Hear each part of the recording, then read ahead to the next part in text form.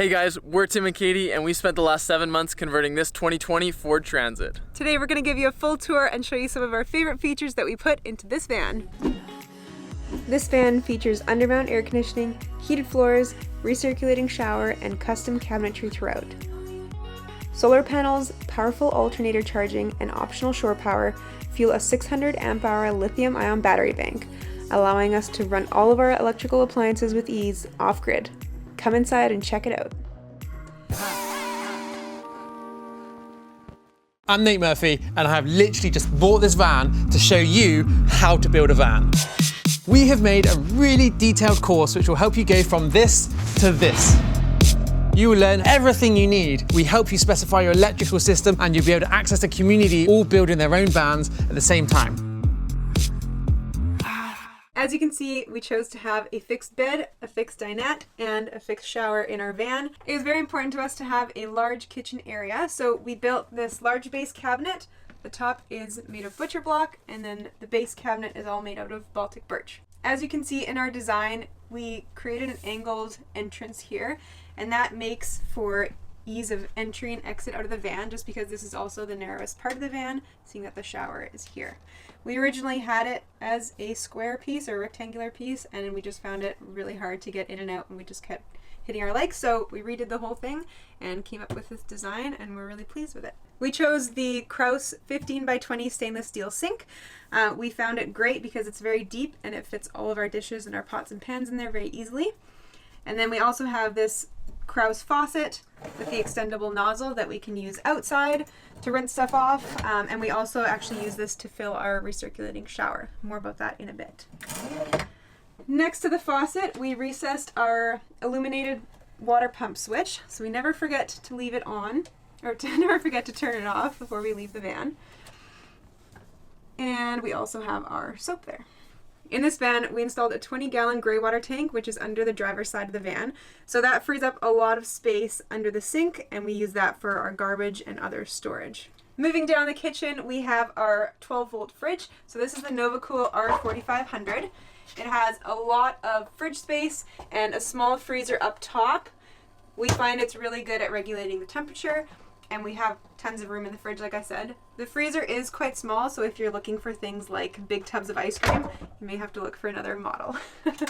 On the countertop here, we have an Impava dual burner induction cooktop.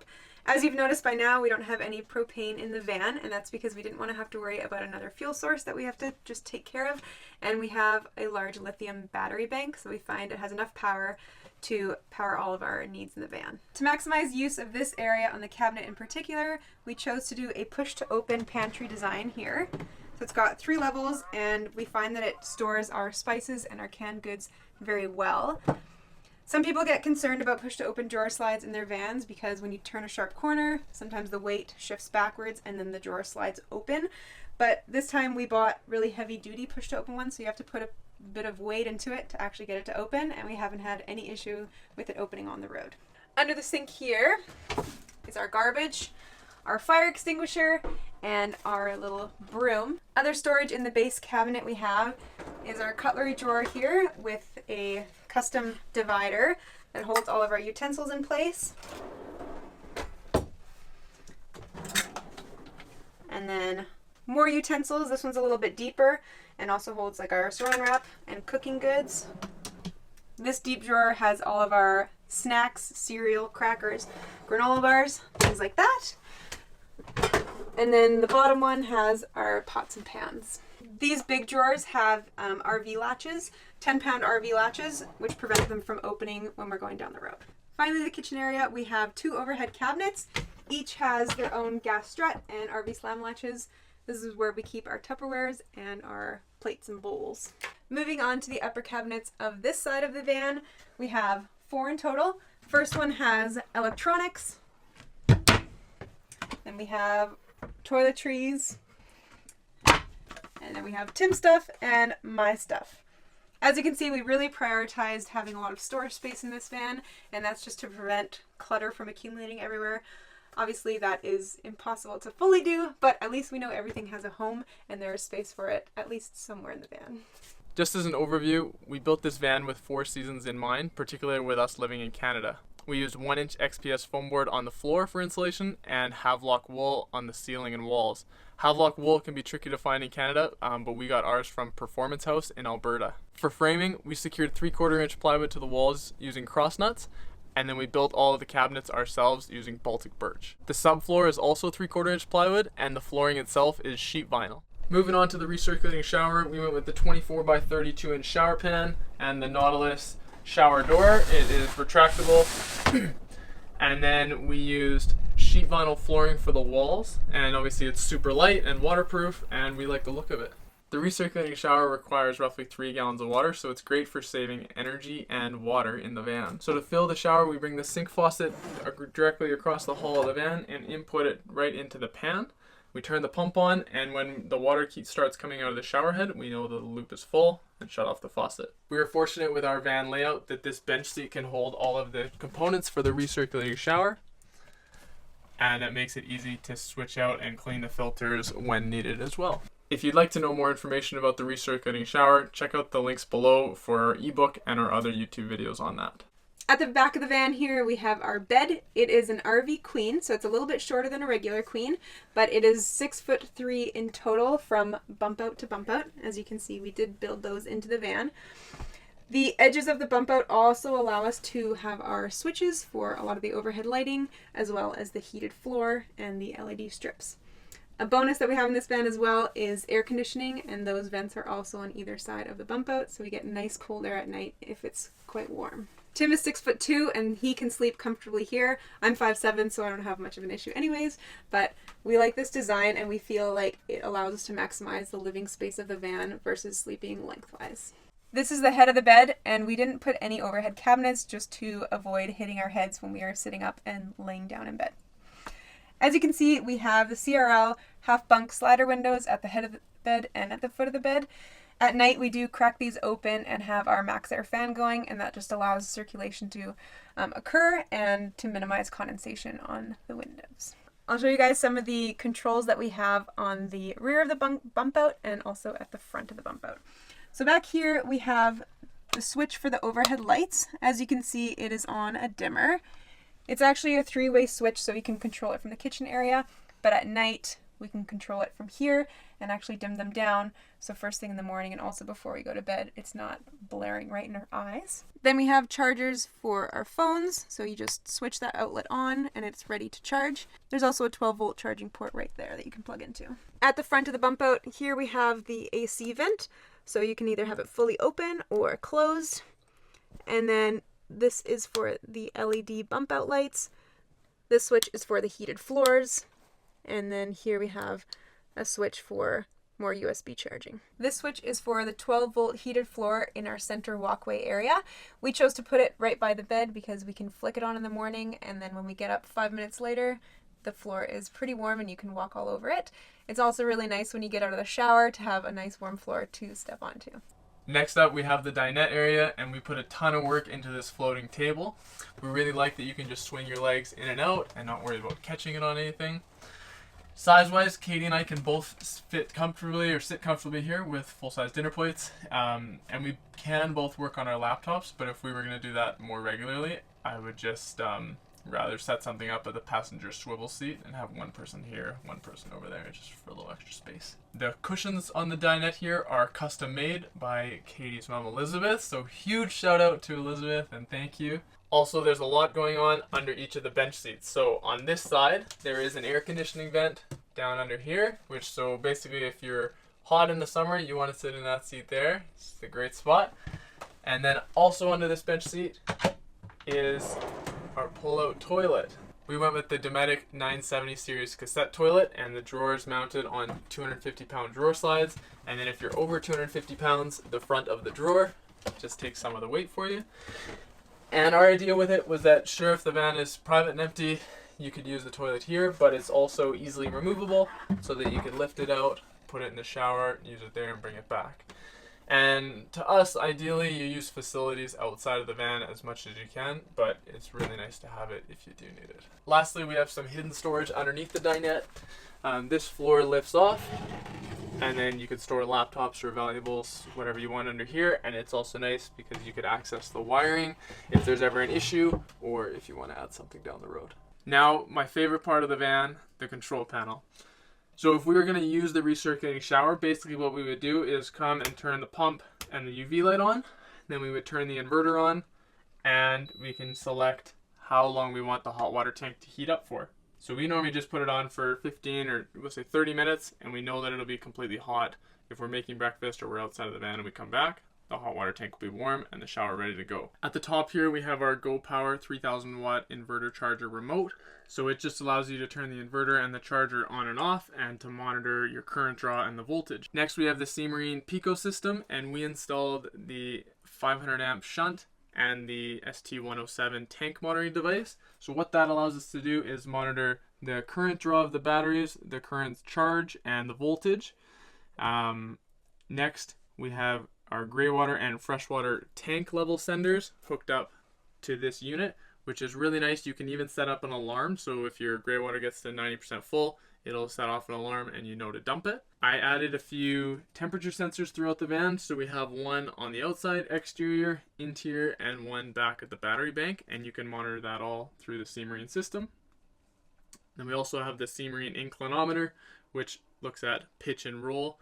And I find these really handy because I have the app on my phone. So if you're parking somewhere and you're not exactly sure if it's level or your partner isn't there to help you out, you could just pull out your phone and look at the exact pitch and roll on there. And it's nice to be able to monitor the tank levels and the battery level, everything remotely. We have this connected to our router in the van. And so as long as you're on that Wi-Fi network, you can look at all this stuff on your phone. I did a ton of research before choosing this system, and I'm really happy with it. So I actually reached out to the company and they gave us a 5% off discount code. So it is TimandKatie5, and that'll be in the description below. This is the thermostat for our 12 volt undermount air conditioning unit. And the brand that I went with is Undermount AC or Pro Air. It's the same unit. And I've been happy with the power draw and how it's working so far. On the high setting, it pulls around 80 amps at 12 volt, and on the low setting, it's around 50 amps. So if the air conditioner was on low, we didn't have any solar or anything else going, with our 600 amps of battery, we could roughly run it for 11 or 12 hours. It's a mini split unit, so that means the condenser and compressor are mounted under the van, and then the evaporator's inside. And we like that because it's a bit more efficient than the rooftop ones, and it saves extra space on the roof for our deck for storage, or if we wanted to go full solar on the roof, we could still do that. So I just turned the air conditioner on and you can hear how powerful it is. Basically it's 16,000 BTU on the high setting, and I believe 12,000 BTU on the low setting. Just want to take a second and ask that if you're enjoying this video, please hit that thumbs up button and subscribe to our channel. We put a ton of effort into these van builds and obviously enjoy sharing all the details with you. We've got lots more videos coming soon about how we did all the different little aspects. So now let's get back to the tour. Here we have the remote switch for our electronic ball valve on the 20-gallon gray water tank. So it's quite nice if you look on here and you see the gray water tank is full. You can go to an appropriate location, hook up the hose, and just push this, and you hear the valve start to open and drain it remotely. And it's nice because as long as the light's illuminated, you won't forget that the gray water tank is open and draining. So if obviously you're somewhere that the water should not be running out, then that should be off. Finally, we have the Webasto Multi-Controller here, and this controls our Webasto that we installed under the passenger seat. The vent comes out right here, and it taps into the Ford Transit fuel tank. When using a gas heater, it's really important that you have a carbon monoxide detector in the van, so we keep ours in the headliner shelf right there. We also keep our bear spray, bug spray, sunscreen, things like that in the bin here, and as you can see, all of our magnetic window covers are up here. The shelf itself is from Vancillery, and we covered it and cut it ourselves, and it creates a lot of open storage, and it's really easy to access everything up here. You'll also notice that we have a rod and a curtain, and we close this every night, tuck it in here, and that helps to keep privacy in the van when all the lights are on and it's dark outside. We installed the scope must swivel onto the passenger seat, allowing us to turn it around when we're parked somewhere for a while. We find it really opens up the space, and as Tim mentioned earlier, when we're both working on laptops, sometimes it's more comfortable to work in this area versus both being at the dinette. I made these custom window covers for all of the windows in the van. They're made out of ripstop material and stuffed with Havelock wool and a layer of Easy Cool. Around the perimeter, I sewed in rare earth magnets, and that helps to keep them really nice and strong in place. We find that they really help to regulate the temperature of the van, so whether it's cold outside or whether it's hot, it helps to keep it pretty steady in here. The back side is the Easy Cool, and that's what points out, and then the inside is the Havelock wool portion. To store them, we fold them up like little accordions and just pop them up there while we drive. Now we're at the back of the van, and just to orientate you here, we have all of our electrical on this side, and on this side we have our 34-gallon freshwater tank, and in front of it our air conditioning evaporator unit and storage above that. On the outside of this water tank portion, we have a quick release for an outdoor shower, and that is cold water only, just like the sink. And then we have our fill port for the water tank here. So with this outdoor shower, I found some quick connect fittings that allow you just to hook it onto the end of your shower hose. Really easy, just snaps on like that. And then we have a suction cup mount that goes on the window here, and the shower head can sit right on there. So we love this idea for, you know, maybe if you're into surfing or mountain biking, anything like that, where you don't necessarily need a hot shower at the end of the van, you just want to rinse off with fresh water. I think this is a great way to go. In order to avoid getting the bedding and everything back here wet, we just either pass the wand through and put the suction cup on the outside of the window, or open the door fully so it's on the edge of the van, and then hook the suction cup here. So if we slide this open, you can see we have our 34-gallon freshwater tank well secured to the van. We have a little bit of extra storage up here, and nice access to the plumbing and the drain valve for the tank if you need to winterize it. Coming over to this side, we have our GFCI 110 volt outlet, a switch for the garage lights, and then a vent for the 3000 watt inverter right here. Now just coming into the electrical cabinet here. So we have the 3000 watt Go Power inverter charger. And then on this van, we went with Voltium 300 amp hour lithium phosphate batteries. So we went with 2 of them for 600 amp hour total at 12 volt. I was picky on which battery we were going to go with, and I was really impressed with Voltium. I like that they use large prismatic cells and a really well-reviewed BMS. Over here, we went with the Renogy Rover charge controller for 5 100-watt panels on the roof, and the Blue Sea fuse block. And then in the corner here, we went with the C-Tech SmartPass 120S and D250 SE chargers to charge off the alternator. And we've been really happy with this setup, because it gives us roughly 120 amp charging anytime we're driving the van. It's huge because it allows the batteries to charge really quickly anytime you're driving. And we're fortunate that the Ford Transit has a 250 amp alternator, so it has more than enough power for us to draw back to the batteries. Here I made a custom box to house my heated floor thermostats. So the top one is on a switch up at the bed, and that's for the main hallway heating pad. And then this bottom one corresponds to heating pads under the lithium batteries and under the freshwater tank at the back here. And that's just so that ideally, if we want to go to a ski hill or something where it's really cold, you can flip this switch and you don't have to worry about your lithium battery or your freshwater tank freezing. There's one more thermostat that's located under the front bench seat by the shower, and that controls a heating pad under the gray water tank, and that just keeps the gray water tank from freezing in cold temperatures. Back on the passenger side of the van, you can see we recessed in this mesh vent for the evaporator unit. So if we open this up, here's the 12 volt air conditioning evaporator unit, and then the ducting comes up into the walls and throughout the van. And then we made this little box for lots of extra storage. As you probably know, you can never have enough storage in a van. It's also nice because we can still access our water pump, our shutoffs, and all of our lines and hoses back in here if there was ever any issue. So in terms of things we added to the exterior of the van, we did put in the slider window and the bunk windows on each side, as well as the rear cargo door windows. Then for the tires, we upgraded to the BFG KO2s, and I believe these are the biggest you can go without trimming the pinch weld. So these are the 245/75 R16s. Obviously on 16-inch rims, and we went with the Black Rhino mid hills in gunmetal gray. Now I'll show you the roof rack. We just use an extendable ladder to get up on the roof, and we store it behind the driver's seat. The main reason we like the extendable ladder is just that it deters people from trying to come up on the roof, much more so than if we have a built-in ladder fixed on the side of the van.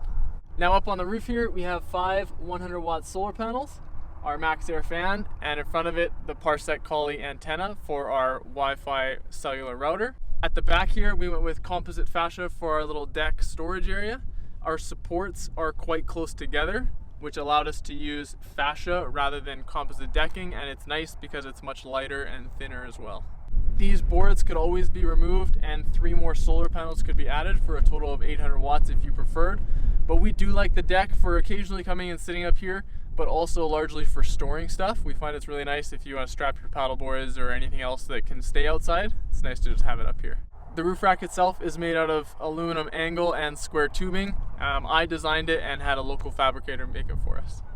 At the front of the shower here, we installed an Epic off-grid router, and that connects to the Parsec Collie antenna on the roof.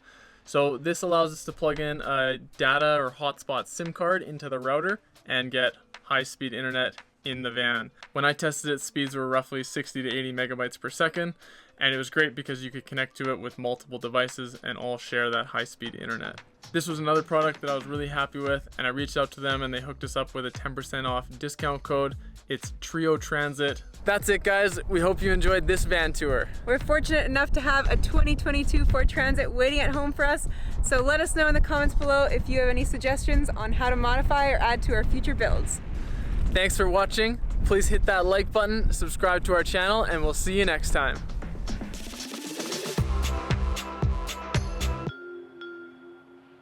You may have noticed that you can buy our ebook. Our ebook shows you how to build a van conversion. It has 190 pages of text, diagram, and images showing you various options of various systems. It also comes with 25 videos that show you hands-on how to do many parts of building a van. Also, coming out soon, we have a course. The course releases in December, and if you sign up now, you get early access and a discount. The course is really in depth. It shows you everything from how to use basic tools all the way through to doing your gas, your water, and your electric installation. Not only that, but within the course, we support you hands-on in making your electrical specification. And you get to join a community of like-minded van builders who are building their vans at exactly the same time. Follow the links to find out more, and thanks for watching.